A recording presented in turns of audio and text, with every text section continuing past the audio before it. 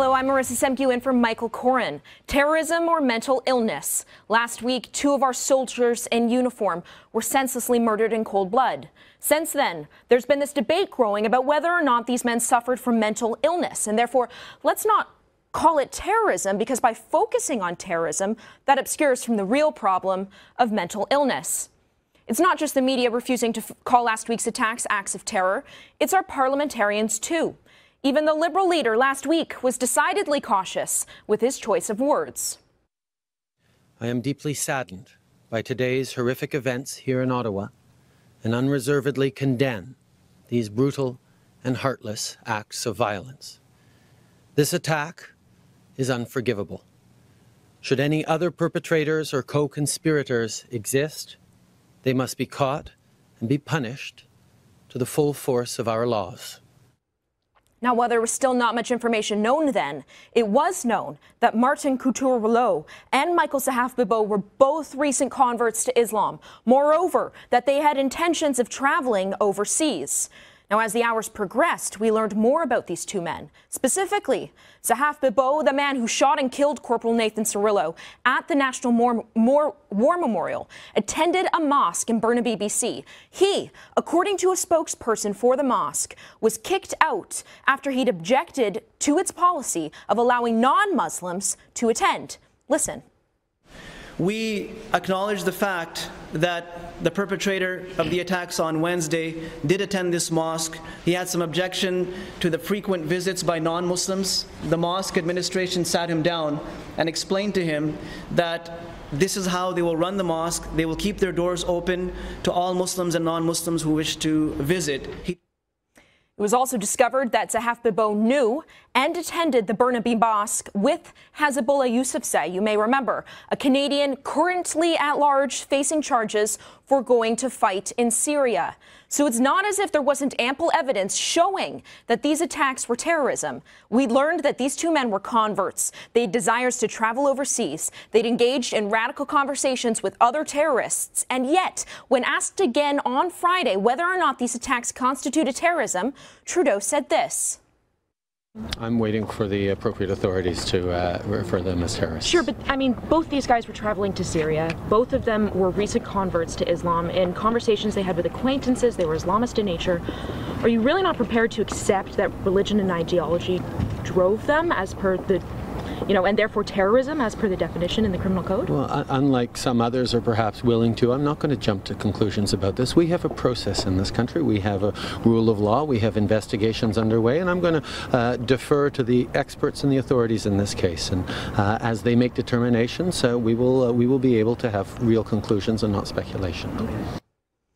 So he's not willing to jump to conclusions and is waiting for the authorities to call it terrorism. Well, yesterday night, the RCMP provided an update on the attack in Ottawa and for the first time formally referred to the incident as a, quote, terrorist attack. The statement issued by RCMP Commissioner Bob Paulson went on to read, the RCMP has identified persuasive evidence that Sahaf-Bibeau's attack was driven by ideological and political motives. Moreover, that he'd obtained a video recording prepared by Sahaf-Bibeau in which he reportedly praises Allah. Now, here's Canada's criminal code definition of terrorism.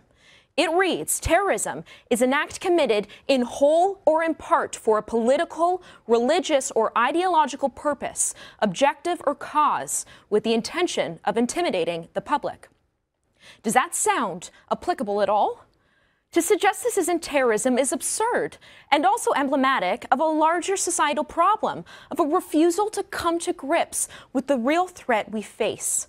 It's an unwillingness to accept that there actually are people out there who just want to kill us.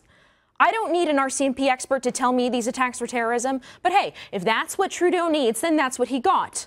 I'll wait to see if only now is he willing to accept reality.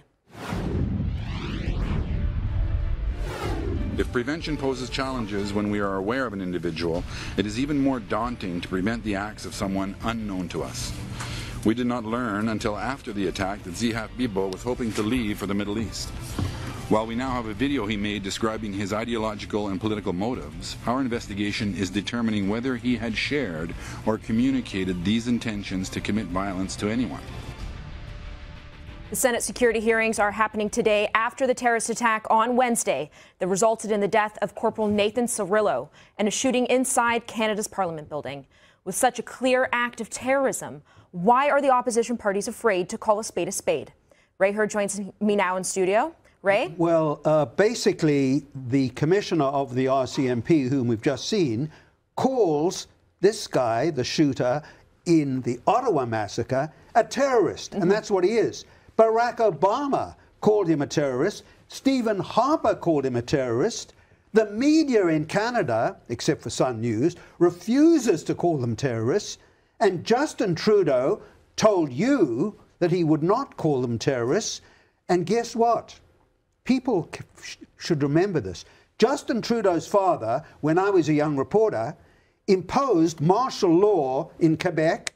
He locked up without trial or due process nearly 500 Canadians, and they were terrorists. So his father shut down the country after one person had been killed, and Justin obviously is oblivious of the history of his own province and his own country. That during the FLQ crisis. Now, I think there's a big debate to be had about whether or not Canadians actually want to invoke the War Measures Act. But just going back, why do you think these lines have been blurred between a terrorist and someone who is mentally ill? Okay, very simple answer. The media party in Canada decided, until we just heard the commissioner of the RCMP saying that this guy was a terrorist, and they're checking out whom else he had contact with in Canada and abroad, and that will shock people when it comes out.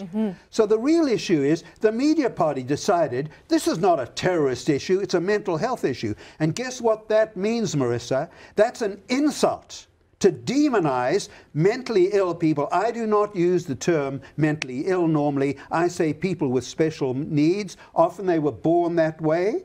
I empathize with them, and I love some of them. So I think that the media has been irresponsible, except for Sun, in saying this was a mental health problem. This shooter who did the Ottawa massacre was earning good money in the oil patch. He had jobs. Yes, he was a drug addict, but basically he is a terrorist, and we have to regard him as that. You also raised a very important point, which is a sad point.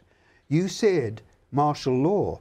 If this continues the way it's going on in Canada right now, and the Mounties are unable to track down some of these domestic enemies within, because that's what the terrorists are, we may have to impose martial law in Canada. You really the think same so? way we may have to do that the same way Pierre Trudeau imposed it after only one people was murdered. Trudeau acted, and when the CBC asked him about it, he said, "You haven't seen anything yet." Well, before we go there, before we get to the point where we're imposing martial law, some have speculated about whether or not the RCMP should be broken up.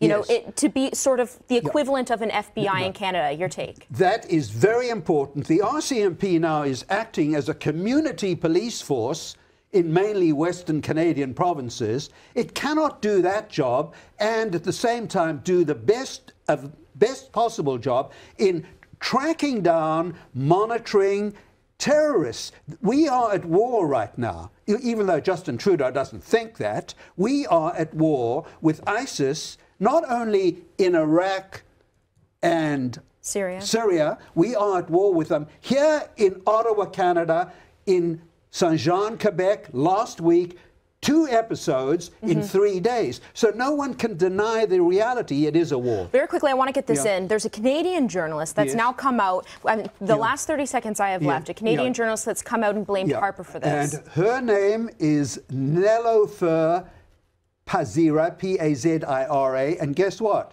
She has an honorary degree from Carleton University. I call it Cartoon University. She has been acclaimed as a movie maker, and these are a few of the things she told the London Independent, a very reputable newspaper. She said Harper was responsible for the terrorism because he pushed Canada into the US-led war in the Middle East. Then she says she predicts that Muslim Canadians may drop their allegiance to Canada because Harper was supporting this war. And guess what she also did?